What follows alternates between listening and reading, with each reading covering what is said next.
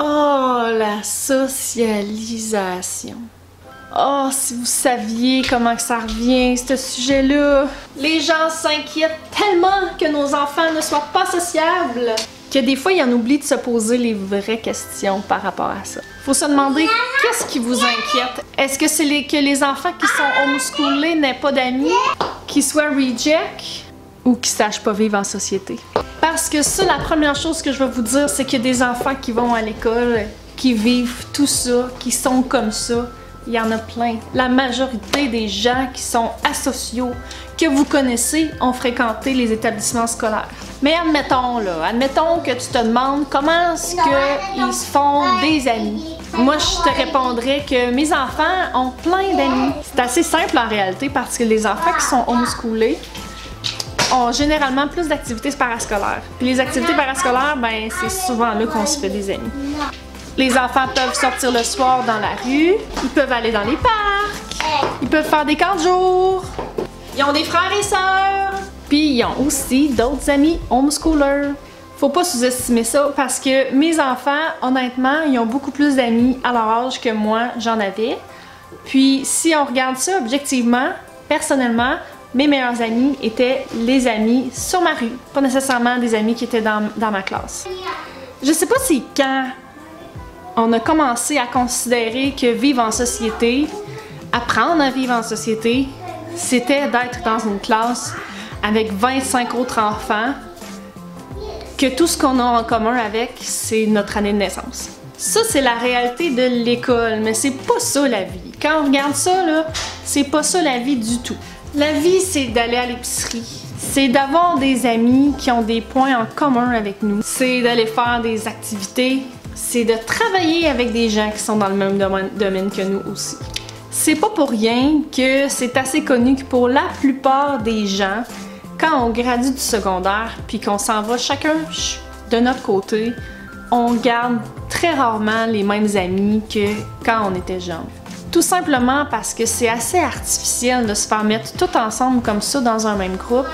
Puis c'est quand on quitte ce groupe-là, quand on quitte cet univers-là, qu'on se ramasse au cégep, à l'université, au DEP, avec des gens qui ont les mêmes intérêts que nous, même s'ils sont pas nés la même année que nous. Donc je vous dirais qu'en général, les enfants homeschoolers, ils ont une variété d'autres enfants avec qui ils font affaire, mais il y a aussi beaucoup d'adultes qui vont faire en sorte qu'ils vont développer leur maturité beaucoup plus rapidement. Puis les autres enfants, c'est des enfants d'âge varié. Donc un enfant de 5 ans peut facilement jouer avec un de 8 ans si ce qui l'intéresse, c'est les blocs Lego.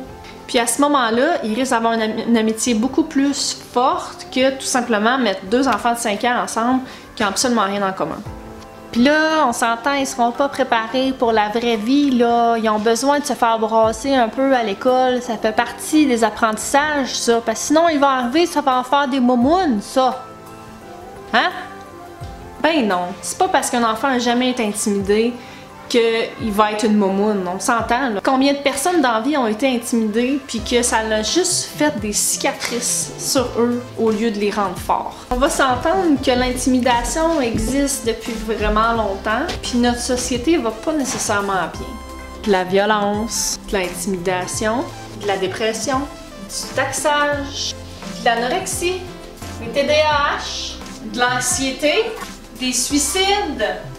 En voulez-vous des problèmes? Il y en a en masse. Puis ça, c'est pas la faute des enfants qui vont pas à l'école.